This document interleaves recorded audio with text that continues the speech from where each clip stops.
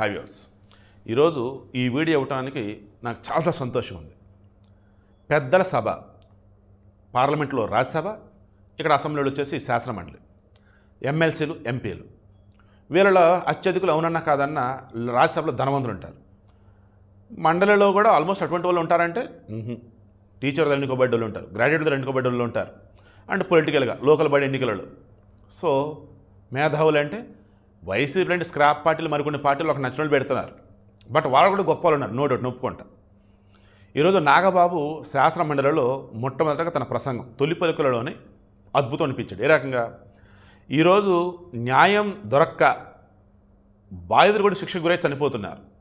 గుంటూరులో ఓ వ్యక్తి రోజువారీ కూలి చూసుకుంటాడు. అతనిని మండలిలో ఉన్నటువంటి కొంతమంది టార్గెట్ ఉన్నటువంటి పోలీసులు ఏం చేశారు, దొంగతనం ఇవ్వడానికి అరెస్ట్ చేయడం, అతను అరెస్ట్ చేశారు. జై భీమ్ సినిమా టైప్ అనుకోండి, ఇప్పటికీ నడుస్తుంది మన సమాజంలో. అమ్మాయిలను అరెస్ట్ చేయడం, లోపల పెట్టగలుగుతాం. వీళ్ళ తరఫున వాదించే లాయర్ ఉండడు, బెయిల్ తెచ్చుకోవాలంటే వీళ్ళకి తెలియదు, జైలులో మగ్గిపోతారు.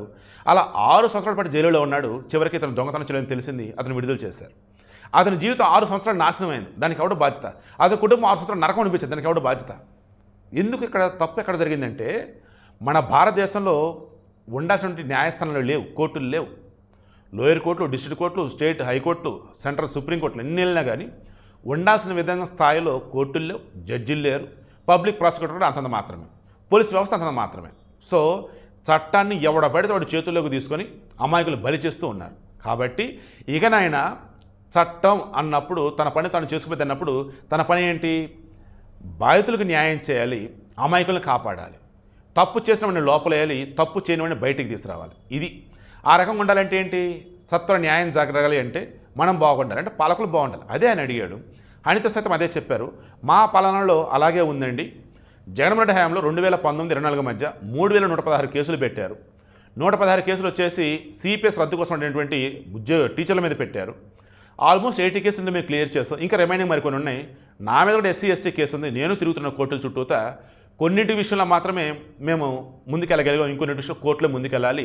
అమరావతి రైతుల విషయంలో కూడా దారుణ వాళ్ళు వేధించారు. ఇప్పటికీ చాలామంది కోర్టు చుట్టూ తిరుగుతున్నారు. వారికి త్వరలో న్యాయం చేస్తాం, దిక్కుమని దొంగ కేసులు మొత్తం కొట్టేస్తాం అని చెప్పేసి అని జగన్మోహన్ రెడ్డి హయాంలో లాగా కోడి కత్తి కేసులు, గులకరాయి కేసులు, లేదన్నప్పుడు చెల్లి తల్లి వేసిన కేసులు ఇవి కాదండి. మా హయాంలో అన్ని పద్ధతిగానే మా ఉంటామని చెప్తూ ఏదైతే ఈరోజు టీడీపీకి సంబంధించి కావచ్చు, జనసేన సంబంధించి, బీజేపీ సంబంధించి కావచ్చు, శాసన మండలి, శాసనసభ వీళ్ళల్లో అత్యధికులు కేసుల్లో నమోదై ఉన్నారంటున్నారు కదా, కేసులు అన్నీ ఉన్నాయి అంటున్నారు కదా, ఆ కేసులను కూడా జగన్మోహన్ రెడ్డి హయాంలో నమోదైన రాజకీయ కేసులు తప్ప వేరే కాదని చెప్పేసి అన్నారు.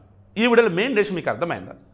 మన ఈ సమాజం ఈరోజు ఎంత దరిద్రమైన దారుణ దుస్థితిలో ఉంది అంటే సరైనటువంటి న్యాయస్థానం లేకపోవటం, న్యాయమూర్తులు లేకపోవటం, మన సిస్టమ్ వచ్చేసి చట్టం సరిగ్గా ఫాలో అవ్వకపోవటం. అది ఈరోజు నాగబాబు హైలైట్ చేశాడు. దాని మీద ఈరోజు చర్చ జరిగింది. అది తట్టుకోలేక వైసీపీలో బయటికి వెళ్ళిపోయారు.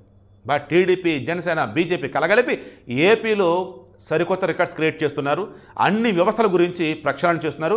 ఓవరాల్గా అన్నప్పుడు ప్రజలు కోరుకునే మేలేవి మార్పు, విద్యావంతులు, ఉద్యోగులు, సాధారణటువంటి పౌరులు, అమాయకులు వీరంతా కూడా కోరుకునే మేలేవి మార్పు అనేది ఈరోజు ఏపీలో వస్తున్న నాకైతే అనిపిస్తుంది. మీకు అనిపిస్తుంది కింద కామెంట్లో తెలియచండి. బట్ ఫస్ట్ డేనే సరైన టాపిక్ని డిస్కస్ చేసి నాగబాబు శభాష్ అనిపించుకున్నారు. పవన్ కళ్యాణ్కి ఖచ్చితంగా ఇతను ఎసెట్ అవుతాడు. ఒకప్పుడు నేనే అన్నా మైనస్ అవుతాడు బాబు అని, ఇప్పుడు మారాడు. నాగబాబు మారిపోయాడు, గొప్పగా ఉన్నాడు, మాట్లాడుతున్నాడు. అలాగే ఉండాలి. కూటమి పరిపాలనలో ఏపీ అంత సుభిక్షంగా ఉండాలి, ప్రజలంతా గొప్పగా ఉండాలని కోరుకుంటూ ఉన్నా. భారతదేశంలో 3,30,00,000 కేసులు ఇంకా పెండింగ్లో ఉన్నాయి.